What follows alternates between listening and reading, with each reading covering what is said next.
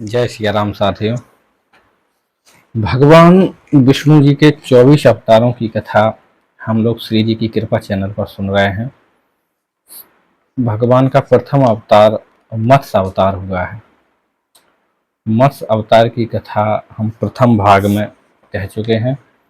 अब आगे के भाग में हम लोग भगवान विष्णु जी के 24 अवतारों में दूसरा अवतार बराह अवतार को बताया गया है। बराह अवतार भगवान का कैसे हुआ और भगवान का बराह अवतार का क्या हेतु रहा, इन सभी प्रश्नों के साथ हम लोग प्रभु की कथा सुनेंगे। बराह अवतार भगवान का इसलिए हुआ कि सप्त ऋषि थे, सनक, सनंदन, सनत कुमार। ये 4 ऋषि भगवान विष्णु जी के दर्शन पाना चाहते थे। तो एक बार अचानक से बैकुंठ पहुंचे और बैकुंठ में जय विजय जो भगवान के पार्षद हैं वो दरवाजे के पास या दरबारी थे, वो दरवाजे के पास खड़े थे। उन्होंने उन ऋषियों को रोक दिया, बोले अभी आप प्रभु से नहीं मिल सकते। तो उन्हें बड़ा आश्चर्य हुआ कि अभी तक तो ऐसा कभी नहीं हुआ कि भगवान के दर्शन करने के लिए रोका जा रहा है। तो उन्होंने पूछा, क्या प्रभु इस प्रकार की आप लोगों को आज्ञा दिए हैं जो आप हमको रोक रहे हैं? भगवान तो हमेशा से कहते हैं कि मेरे दरबार में कोई रोक टोक नहीं है, बेरोक टोक साधु संतों का आवागमन है, फिर आप हमें कैसे रोक सकते हैं? उन्होंने कहा कि आप जिस अवस्था में हैं उस अवस्था में हम आपको भगवान के यहाँ नहीं भेज सकते। तो सनक सनंदन सनत कुमार जो ऋषि थे वो हमेशा एक बालक रूप में रहते थे। बालक रूप में अवधूत वेश था उनका, लंगोटी धारण किए रहते थे। तो जय विजय के विचार आया कि हम इस प्रकार की अवस्था में नहीं भेज सकते। तो जो ऋषि थे वो क्रोधित हो उठे। बल्कि ये क्रोध जो है वो एक विकार है, वो उनके मन में विचार में उत्पन्न हो गया और उन्होंने क्रोधित होकर के जय विजय से कहा कि तुम भगवान के दर्शनों से हमको रोक रहे हो, ये अच्छा नहीं कर रहे हो, और तुमने हमको 3 घड़ी विलम्ब करवा दिया। जो तुम हमसे बहस कर रहे हो, 3 घड़ी हमको विलम्ब किया है, तो जाओ तुम लोग 3 जन्म के लिए राक्षस हो जाओ। अच्छा, भगवान को जैसे ही पता चला कि हमारे दरबारियों से ऋषियों की बहस हो गई है, तो भगवान स्वयं चल के आ गए दरवाजे पे उनको दर्शन देने के लिए। ऋषियों को दर्शन तो मिल गया लेकिन बैकुंठ में प्रवेश नहीं मिला। भगवान ने दोनों भगवान के जो पार्षद थे उनकी भी बात सुनी और ऋषियों की बात सुनी।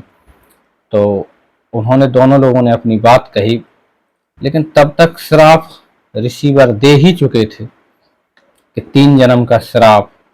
तो भगवान जो पार्षद थे उन्होंने वो श्राप स्वीकार किया, लेकिन प्रभु बोले अपराध तो हो गया है, लेकिन इस अपराध का जो दंड है हम दंड के लिए तैयार हैं, लेकिन प्रभु हमारी मुक्ति कैसे होगी?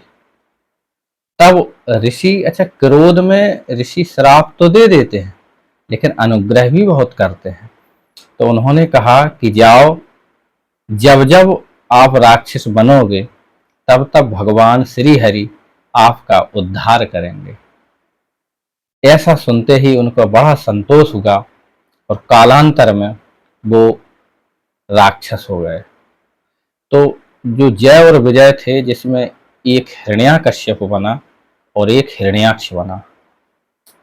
हिरण्याक्ष बहुत बलशाली था, उसने तीनों लोकों में त्राहिमाम मचा दी, बहुत जबरदस्त अत्याचार करने शुरू कर दिए। अच्छा, बलशाली इतना था कि एक बार वो पृथ्वी को लेके चला गया रसातल में। पृथ्वी को रसातल में लेके गया तो हाहाकार मच गया। सारे देवता चिंतित हो गए कि प्रभु इसमें इतना बल है कि ये तो पृथ्वी को चोरी कर ले गया, और पृथ्वी को चोरी ही करके ले गया जल में, और उस पे बताते हैं कि मल का परकोटा लगा दिया। तो कोई भी इतना सामर्थ्यशाली नहीं था उस समय कि जो पृथ्वी को उस हिरण्याक्ष राक्षस की कैद से लेकर आए। तो सारे देवता दुखी होकर के ब्रह्मा जी के पास गए।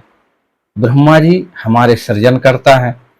ब्रह्मा जी से कहा कि प्रभु, अब तो पृथ्वी ही नहीं रही, पृथ्वी को ही दैत्य लेके चला गया है रसातल में, प्रभु तो उसको मुक्त कराइए।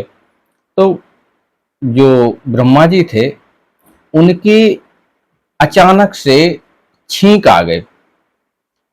ऐसा हमारे ग्रंथों में लिखा है कि उनको छींक आई, तो जैसे छींक आई तो एक अंगुष्ठ मतलब एक अंगूठे भर का बराह उत्पन्न हुआ। बराह मतलब जैसे आज के समय में जिसको लोग सुअर भी कहते हैं, तो ऐसे ही भगवान बराह का प्राकट्य हुआ। जय बोलो बराह भगवान की जय। बराह भगवान का जन्म हुआ ब्रह्मा जी के छींक से, नाक से निकल पड़े प्रभु। और देखते ही देखते भगवान का स्वरूप पहाड़ की तरह हो गया, पर्वताकार हो गया। भगवान बहुत बड़े स्वरूप कर होकर के गर्जना करने लगे। बोले, कहाँ है हिरण्याक्ष, अभी हम जाते हैं, पृथ्वी को लाते हैं। भगवान जल में रसातल में गए और वहां पर हिरण्याक्ष मिल गया। हिरण्याक्ष के बराबर का योद्धा इस संसार में कोई नहीं था। वो चाहता था कि कोई हमारी भुजाओं को खुजलाए, कोई हमारी भुजाओं का पराक्रम तो सहन करे, क्योंकि वो जिधर भी जाता था वो सारे लोग खाली हो जाते थे, क्योंकि उसके बराबर का कोई योद्धा नहीं था। लेकिन जब भगवान से भेंट हुई, कहा जाता है कि भगवान ने एक थप्पड़ मारा उसको खींच के, एक ही थप्पड़ में मर गया। लेकिन एक थप्पड़ में मर तो गया, लेकिन जो देवता लोग देख रहे थे उन्हें विश्वास नहीं हुआ। वो ये प्रतीक्षा कर रहे थे कि ऐसा ना हो ये दोबारा उठ करके आ जाए और हम लोगों पर हमला कर दे। लेकिन भगवान का वो एक थप्पड़ भी सहन ना कर सका और भगवान ने हिरण्याक्ष का वध करके पृथ्वी को आजाद कराया। पृथ्वी को अपनी जो खीसें होती हैं उस पर रख करके पृथ्वी को पुनः स्थापित किया। इस प्रकार से बराह भगवान का पृथ्वी को स्वतंत्र कराने में महत्वपूर्ण भूमिका रही। भगवान ने पृथ्वी को स्वतंत्र कराया, पृथ्वी को स्थापित किया और भगवान बराह तपस्या करने पृथ्वी पर ही अपना चले गए। इस प्रकार से भगवान का दूसरा अवतार बराह अवतार हुआ। और ऐसे ही भगवान के लिए रामचरितमानस में कहा गया है कि बेप्रधेनु सुर संत हित लीन मनुज अवतार, निज इच्छा निर्मित तनु माया गुण गोपार, माया गुण गोपार।